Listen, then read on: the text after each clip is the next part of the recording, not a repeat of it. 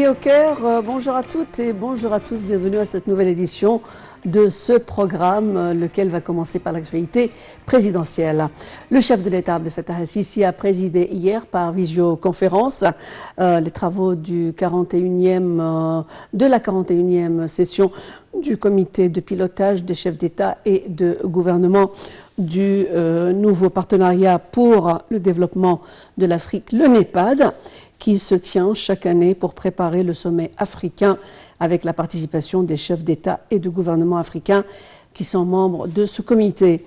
Le président Abdel Fattah el-Sisi a dit qu'il a eu l'honneur de prendre la présidence du comité de pilotage des chefs d'État et de gouvernement du nouvel partenariat pour le développement de l'Afrique en février 2023. Il a ajouté que cette réunion se tient à un moment où l'action africaine commune traverse une étape charnière qui coïncide avec la fin du premier plan décennal de l'agenda de développement 2063. Selon le porte-parole de la présidence, Ahmed Fahmy, la réunion a porté sur la vision de développement du NEPAD et son rôle dans la mise en œuvre du deuxième plan décennal de l'agenda 2063.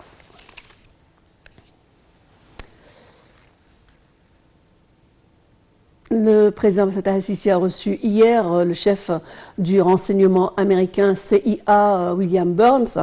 Les deux parties ont passé en revue la situation à Gaza et ont souligné l'importance de parvenir à une solution à deux États de manière à renforcer la sécurité et la stabilité dans la région. Tout de suite, le point.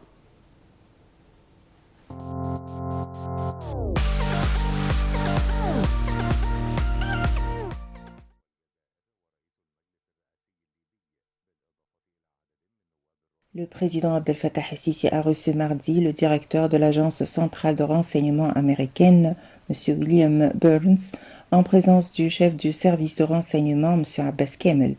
La réunion a porté sur la confirmation de la force du partenariat stratégique égypto-américain. Nous confirmons la poursuite des négociations et de la coordination intense pour arriver au cessez-le-feu, a confirmé le président Sisi et M. Burns, selon un communiqué publié sur la page officielle du porte-parole de la présidence de la République. Les deux parties ont passé en revue la situation actuelle à la bande de Gaza. Ils ont souligné l'importance de parvenir à une solution à deux États de manière à renforcer la sécurité et la stabilité dans la région. M. Burns a transmis l'appréciation du président américain Joe Biden pour les efforts inlassables de l'Égypte pour aboutir à un cessez-le-feu et l'échange de détenus. Il a également apprécié le rôle primordial de l'Égypte dans la fourniture et l'acheminement de l'aide humanitaire à Gaza depuis le déclenchement de la guerre.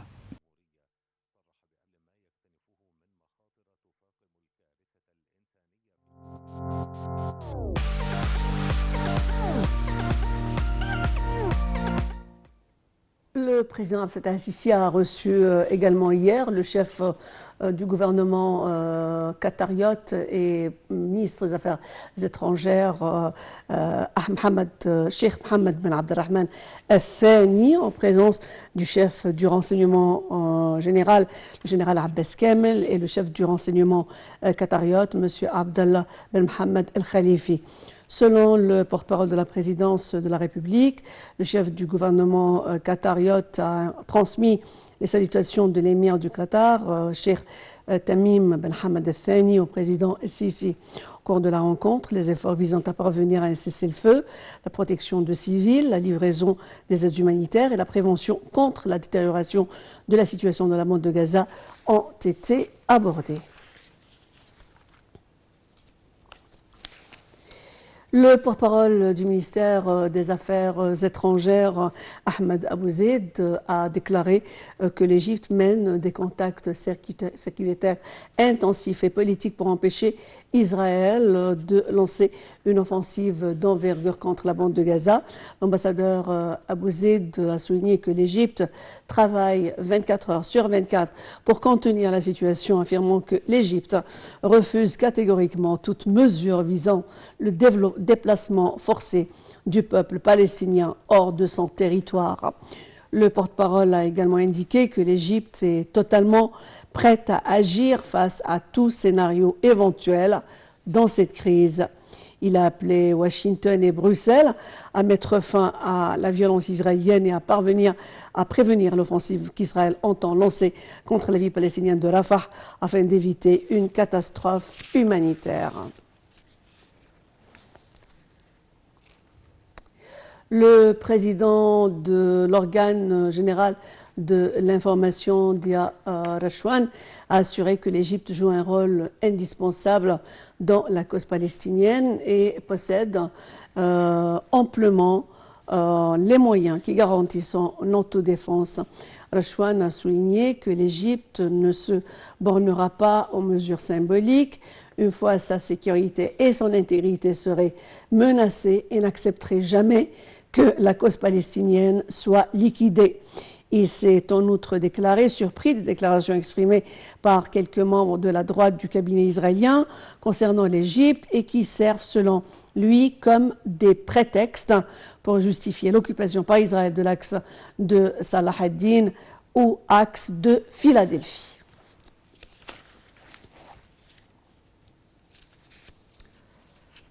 Et en marge de sa participation au sommet des gouvernements à Dubaï, le ministre des Finances, Mohamed Maït, a détaillé le programme des offres gouvernementales et des ventes des entreprises publiques pour l'année 2024. Tout de suite le point.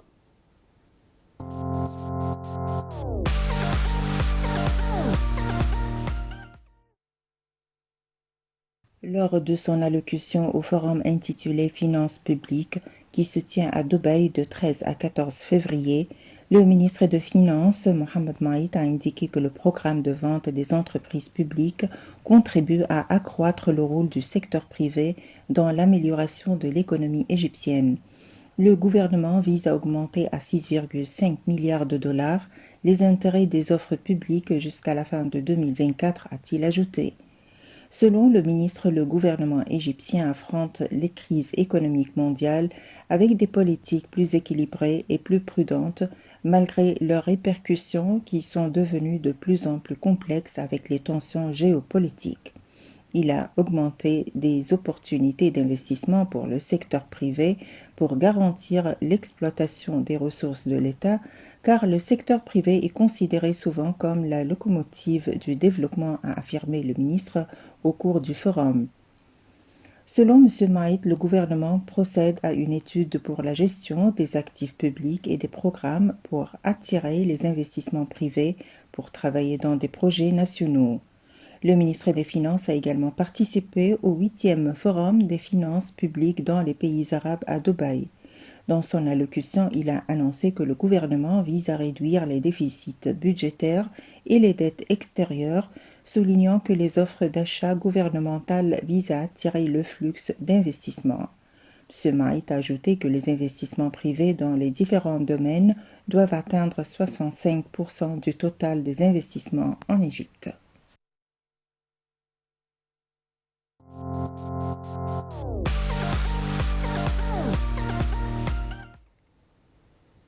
Et avec ce rapport économique sur, bien entendu, la participation égyptienne dans le cadre du sommet des gouvernements à Dubaï, nous arrivons à la fin de cette nouvelle édition de Midi au Caire. Nous vous souhaitons de passer une excellente fin de programme sur Nile TV International. Encore une fois, joyeuses fêtes à l'occasion de la Saint-Valentin.